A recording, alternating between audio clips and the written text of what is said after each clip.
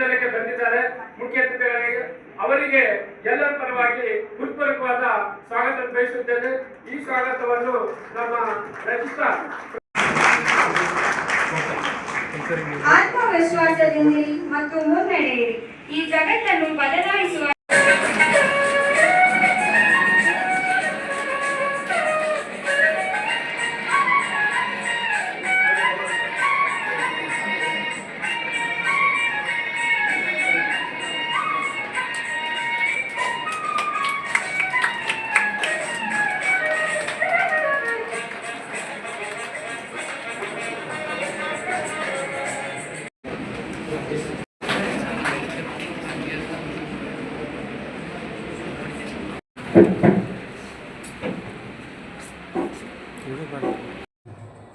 ಎಲ್ಲರಿಗೂ ನಮಸ್ಕಾರ.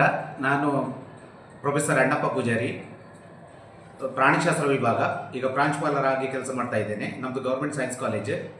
ನಾವು ನೃಪತುಂಗ ಯೂನಿವರ್ಸಿಟಿ ಅಡಿಯಲ್ಲಿ ಕೆಲಸ ಮಾಡ್ತಾ ಇದ್ದೇವೆ.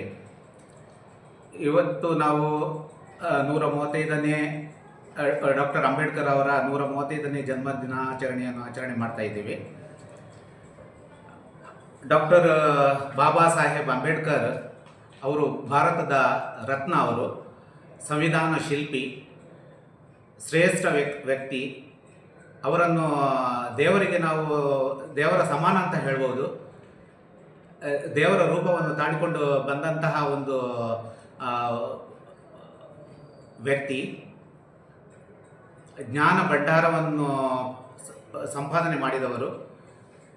ಅಕ್ಷರ ಬಲದಿಂದ, ಜ್ಞಾನ ಬಲದಿಂದ ಏನನ್ನೂ ಕೂಡ ಸಾಧಿಸಬಹುದು ಅಂತ ಹೇಳಿಕೊಂಡು ವಿಶ್ವದಲ್ಲೇ ಇತಿಹಾಸವನ್ನು ನಿರ್ಮಾಣ ಮಾಡಿದವರು.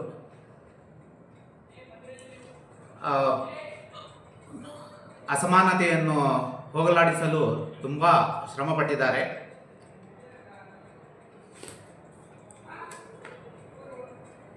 ಜಾತಿ ಎನ್ನುವ ಪೆಡಂಭೂತವನ್ನು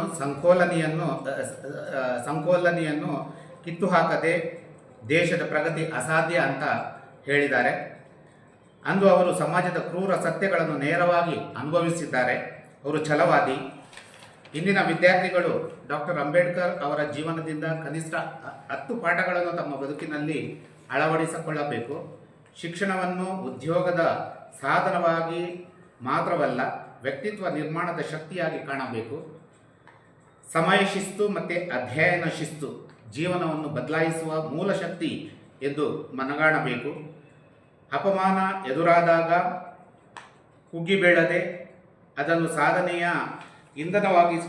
ಇಂಧನವಾಗಿಸಿಕೊಳ್ಳಬೇಕು.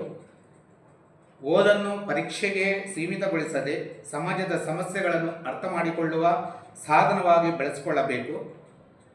ಕಾನೂನು, ಹಕ್ಕು, ಕರ್ತವ್ಯ ಮತ್ತು ಸಂವಿಧಾನದ ಮೌಲ್ಯಗಳನ್ನು ತಿಳಿದುಕೊಂಡು ಜಾಗೃತ ನಾಗರಿಕರಾಗಿ ಬೆಳೆಯಬೇಕು.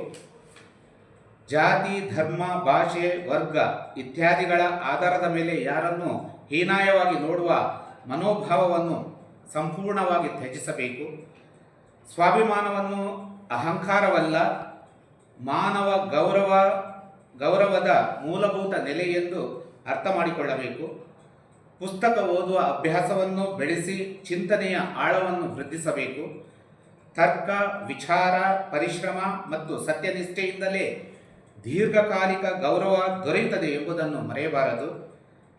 ತಮ್ಮ ವೈಯಕ್ತಿಕ ಯಶಸ್ಸನ್ನು ಮಾತ್ರವಲ್ಲ, ಸಮಾಜದ ದುರ್ಬಲ ವರ್ಗಗಳಿಗೆ ಬೆಳಕು ನೀಡುವ ಜವಾಬ್ದಾರಿಯನ್ನು ಜೀವನದ ಭಾಗವನ್ನಾಗಿಸಬೇಕು. ಸೊ